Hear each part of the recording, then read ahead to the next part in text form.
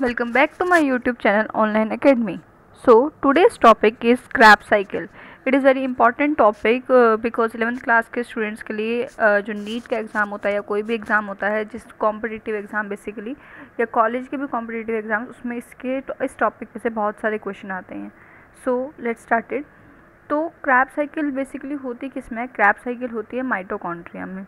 Okay बल्कि जो हमने ग्लाइकोलिसिस पढ़ी होगी आप लोगों ने कि ग्लाइकोलिसिस किस में होती है, साइटोप्लाज्म में होती है, एंड जो क्रैब्स साइकिल होते हैं वो माइटोकॉन्ड्रिया में होते हैं. क्रैब्स साइकिल में होता क्या है, जो पायरुवेट है वो एसिटाइल कोएंजाइम ए में कन्वर्ट होता है.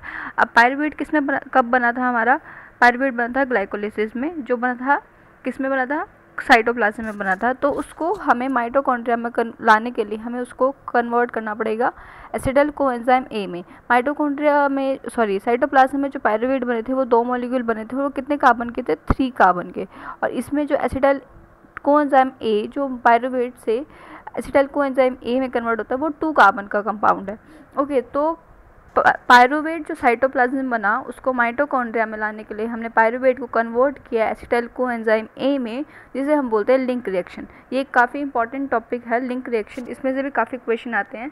सो बेसिकली क्या किया, पायरुवेट को कन्वर्ट किया एसिटाइल कोएंजाइम ए में ताकि वो क्रैब्स साइकिल में फंक्शन कर सके. और इसको क्योंकि बाकी की सारी जो साइकिल्स हैं, चाहे क्रैब्स साइकिल है, चाहे ETS है, इलेक्ट्रॉन ट्रांसपोर्ट सिस्टम, वो सब माइटोकॉन्ड्रिया में हो रहा है. बट जो ग्लाइकोलिसिस थी वो साइटोप्लाज्म में हुई थी. इसलिए पायरुवेट को एसिटाइल कोएंजाइम ए में कन्वर्ट किया गया ताकि वो माइटोकॉन्ड्रिया में आ सके. ओके तो लिंक रिएक्शन में बेसिकली क्या होता है, पायरुवेट डीहाइड्रोजिनेज नाम से एंजाइम जो है वो कन्वर्ट करता है पायरुविक एसिड या पायरुवेट को एसिटाइल कोएंजाइम ए में. तो इसमें जो पायरुवेट डीहाइड्रोजिनेज एंजाइम है इसमें क्या होता है, कितने एंजाइम और कोफैक्टर्स होते हैं जिस वजह से जो है लिंक रिएक्शन होती है बेसिकली. देखो सो मैं आपको लिस्ट एक रिएक्शन लिख के दिखाती हूँ.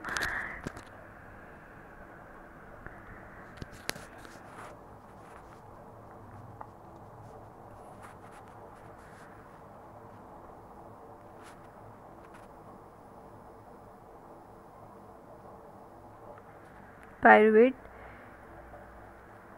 डीहाइड्रोजिनेज ये है एंजाइम.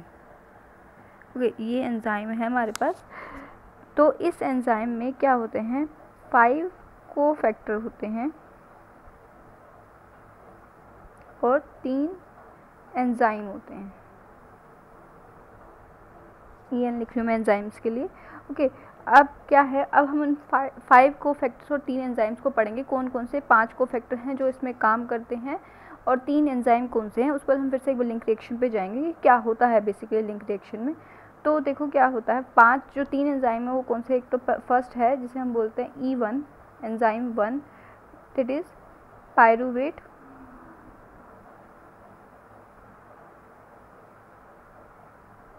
डीहाइड्रोजिनेज. ओके पहला ये हो गया एंजाइम. ओके नेक्स्ट है E2. ये क्या है, ये है डाईहाइड्रोलिपोली ट्रांस एसिटाइलेज. डाईहाइड्रोलिपोली इसमें 2 बनते हैं, मतलब सेम नाम से डाईहाइड्रोलिपोली ट्रांस एसिटाइलेज.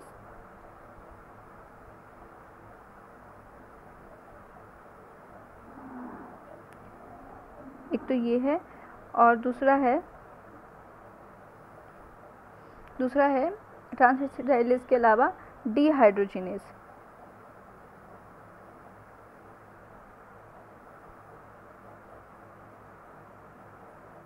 डीहाइड्रोजिनेज आप लिख लेना इसको कंप्लीट. तो बेसिकली हमें 3 एंजाइम पढ़े. एक तो पायरुवेट डीहाइड्रोजिनेज जो हमने जिसको हम नाम देते E1 पहला था. E2 क्या था, डाईहाइड्रोलिपोली, ये कॉमन है इसमें ट्रांस एसिटाइलेज. मैं ट्रांस यहाँ लिख रही हूँ, ट्रांस एसिटाइलेज और डीहाइड्रोजिनेज दोनों में यही है, डाईहाइड्रोलिपोली ट्रांस एसिटाइलेज, डाईहाइड्रोलिपोली डीहाइड्रोजिनेज. ये 2 एंजाइम थे E2 एंड E3. ओके ये 3 एंजाइम हमने पढ़ लिए. उसके बाद है हमारे पास 5 कोफैक्टर्स. अब 5 कोफैक्टर्स पढ़ेंगे हम. 5 कोफैक्टर कौन कौन से हैं? पहला है FAD, जिसको हम क्या बोलते हैं? Flavin adenine dinucleotide. Okay, coenzyme A, okay, FAD coenzyme A, और हमने क्या डाले थे? NADH, right. NAD का इसका फुल फॉर्म क्या है? Nicotinamide adenine dinucleotide. Okay, ये 3 हो गए, NADH, NAD, FAD and coenzyme A। अब तक हमने 3 पढ़ लिए, और इसके अलावा कौन कौन से बच गए मैं आपको बता देती। बाकी हैं लाइपोलिक एसिड, ये अलग है, जो हमारे रिएक्शन में, जो साइकिल में यूज़ हमें दिखता नहीं है। Okay, lipoic acid and thiamine pyrophosphate, thiamine pyrophosphate. Okay, ये 2 हैं, और इसके अलावा NAD, FAD कोएंजाइम A, ये आपको पता ही है। लाइपोलिक एसिड ये अलग है, जिसे हम लाइपोलेट भी बोलते हैं, और थायमीन पायरोफॉस्फेट, ये 5 कोफैक्टर थे। तो हम एक बार रिवाइज कर लेते हैं। हमने 3 एंजाइम पढ़े। पहला पायरुवेट डिहाइड्रोजिनेज, ठीक है। पायरुवेट डिहाइड्रोजिनेज के अलावा डाईहाइड्रोली पोली, ये कॉमन है दोनों में, और इसका एक है ट्रांसएसिडाइलेज जो E2 है enzyme second, and third one is dihydrolipoyl dehydrogenase. Okay, अब 5 कोफैक्टर्स आते हैं। First is NAD, second is FAD, and the third one is cofactor A, coenzyme A। Okay, फिर 3 हो गए। Fourth is lipoic acid, and fifth one is thiamine pyrophosphate. तो ये था जो 5 एंजाइम्स थे बेसिकली, जो लिंक रिएक्शन में पायरुवेट डिहाइड्रोजिनेज एंजाइम के अंदर हमें मिले थे। अब ये थी हमारी लिंक रिएक्शन, ये थी लिंक रिएक्शन। इसमें क्या हो रहा था? पायरुवेट के अंदर कोएंजाइम A एंटर करता था। जो पायरुवेट 3 कार्बन मॉलिक्यूल है, इसको 2 कार्बन करने के मतलब कि हमने एक कार्बन रिमूव किया, तो कार्बन किस फॉर्म में रिमूव हुआ? कार्बन डाइऑक्साइड की फॉर्म में। और जो NAD है वो किस में कन्वर्ट हो गया? जो कोफैक्टर था, हमने NAD पढ़ा था, वो किस में कन्वर्ट हो गया? NADH, H पॉजिटिव में। सो ये था लिंक रिएक्शन। इसमें क्या हुआ? पायरुवेट जो बना था हमारे ग्लाइकोलिसिस में इन द साइटोप्लाज्म, वो एंटर कर गया into mitochondria in the form of acetyl coenzyme A।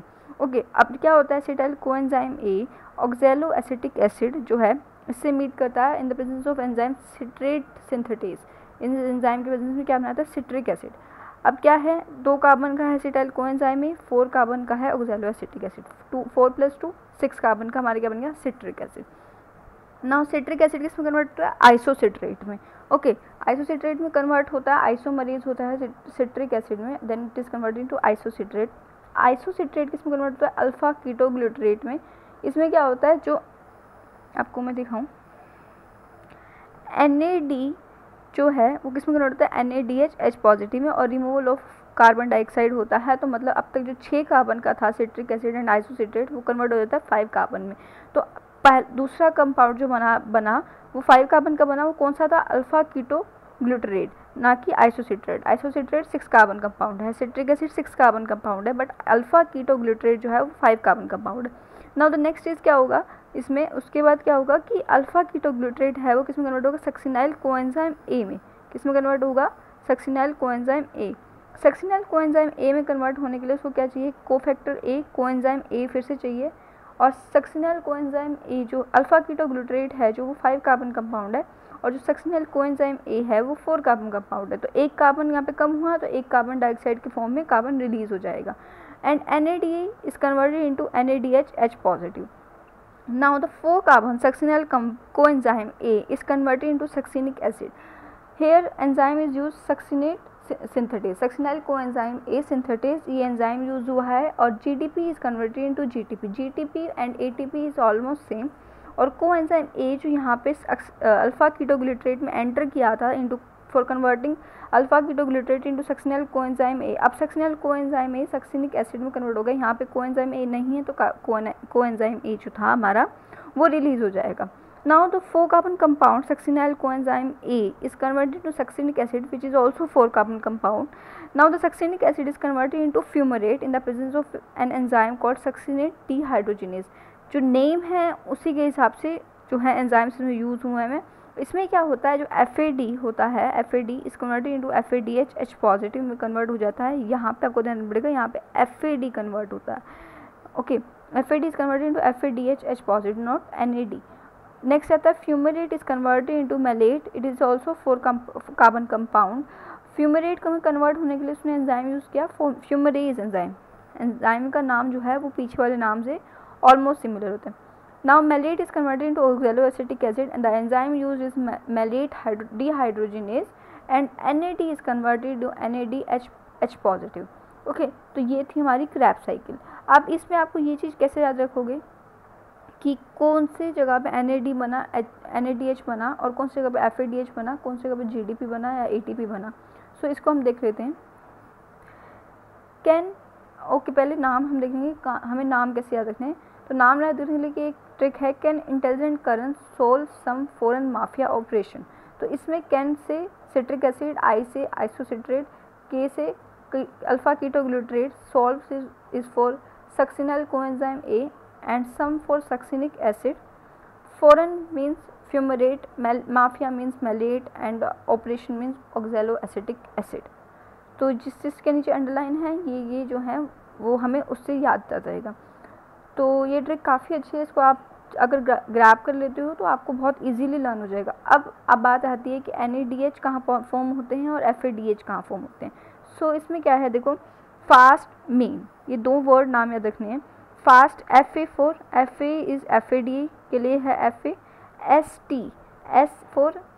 ST for succinyl coenzyme A, sorry succinic acid, SC for succinic acid. अब नेक्स्ट है the main, MAIN, N for stands for NADH, और मतलब NAD बनेगा, और किस किस में बनेगा, M for malate, A for alpha keto, A से अल्फ़ा रिप्रेजेंट होता है, तो alpha keto, I for isocitrate. Okay, तो यहाँ पे पता चलेगा कि मैलेट, अल्फ़ा कीटो और आइसोसिट्रेट जब बनेंगे तब NAD फॉर्म होगा, NAD से NADH फॉर्म होगा, एंड सक्सिनिक एसिड से जब फ्यूमरेट बनेगा देन FADH फॉर्म होगा। ओके, तो इसमें क्या रहा था, हमारे 3 NADH बने हमारी पूरी साइकिल में, 2 FADH बने एंड 1 ATP या GTP जिसे बोल सकते हैं वो बने। तो 3 NADH जो थे वो एक पायरुविक एसिड से बने। ओके, तो हमारे पास, सॉरी, अब हम इसे ATP काउंट करेंगे, ATP काउंट कर देते हैं, टोटल ATP कितने बने। तो 3 NADH, जो एक NADH होता है वो 3 ATP के बराबर, तो 3 NADH 3 ATP इंटू 3, तो 9 ATP बन गए। तो एक FADH बना था।